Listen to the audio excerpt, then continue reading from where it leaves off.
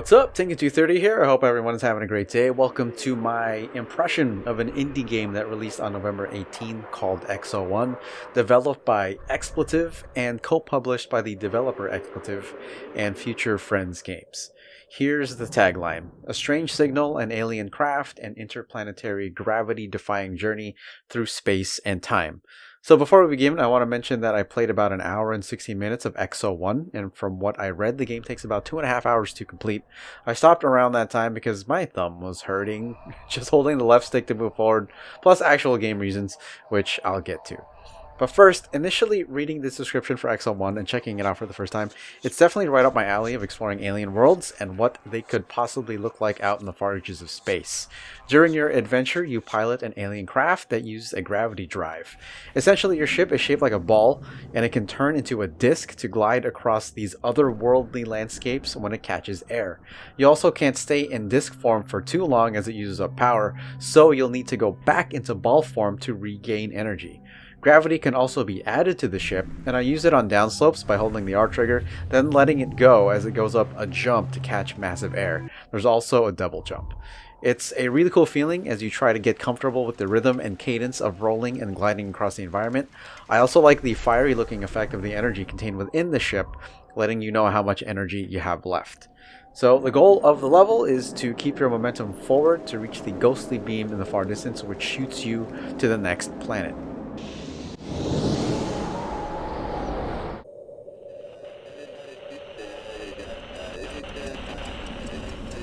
Visually, I was hoping for some really diverse heavenly bodies to roll and glide through, and I was not disappointed in that regard. At first, you're moving through a desert-like landscape with rolling sand dunes everywhere, perfect for practicing your jumps. There was a lava planet that eventually became more violent as you continued forward, seeing the scarred side of the sphere with miles-high lava geysers and black smoke plumes that you can get lift from. And probably the coolest planet I went through was made up of all water, where debris was striking the surface, creating huge splashes, and in the background was a full solar eclipse. I kept my eye on it for as long as I could because it was so awesome. The coolest part of this planet was if you went into disc form, the ship could skip the water like you would be skipping rocks at a lake, and it was sweet maneuvering to the right wave that just let you blast off. It was also really nice seeing the water droplets splash on the screen as they smear across the lens, giving you that sense of speed.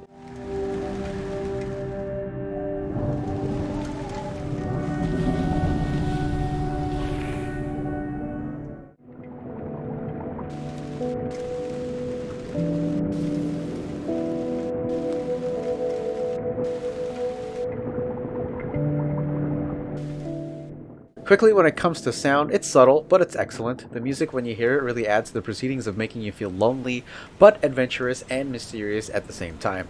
The sound effects are spot on. I especially like how the ship sounded when rolling on a gigantic, possibly broken monolith, as it sounds like a bottle moving across glass.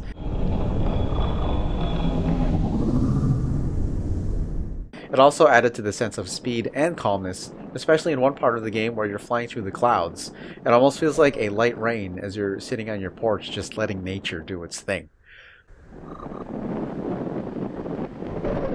Now, so far, I know I've praised the game, and it should be praised in terms of visual and sound design, plus its mechanics for movement, but after about 30 to 45 minutes, I just kind of wanted to get to the next beam, to get to the next planet, to see the flashes of the presented story.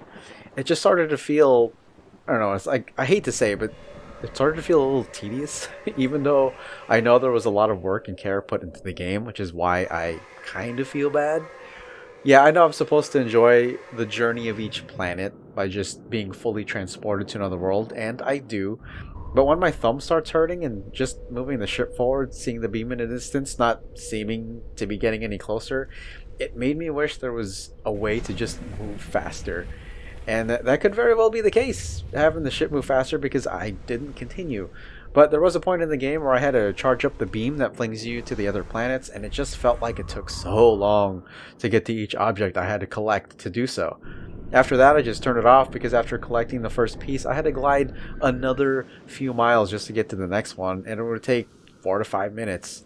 And as much as I like the rolling and gliding mechanics and how it feels, plus the visual variety, I just wanted to get on to the next planet. It's weird feeling this way. Like, I kind of feel guilty, especially since the game doesn't take that long to beat. I feel at odds because I like the game enough to want to quickly get to the next planet because I want to explore it and see the story. But on the other end, I'm not getting there as quickly as I would like. I know it's more of a personal thing, and I feel like I'm in the minority because a lot of the reviews on Steam are fairly positive, and duly so. In the end, I think I'll still recommend it just because it's a heck of an experience that I think should be tried.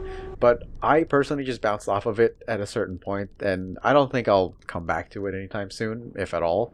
So your mileage may vary. But anyway, if you played it, let me know what you think, and let me know what you think of my impressions of EXO 1 in general. So if you enjoyed, please leave a like and sub if you fancy it. So that'll be it for this impression of EXO 1.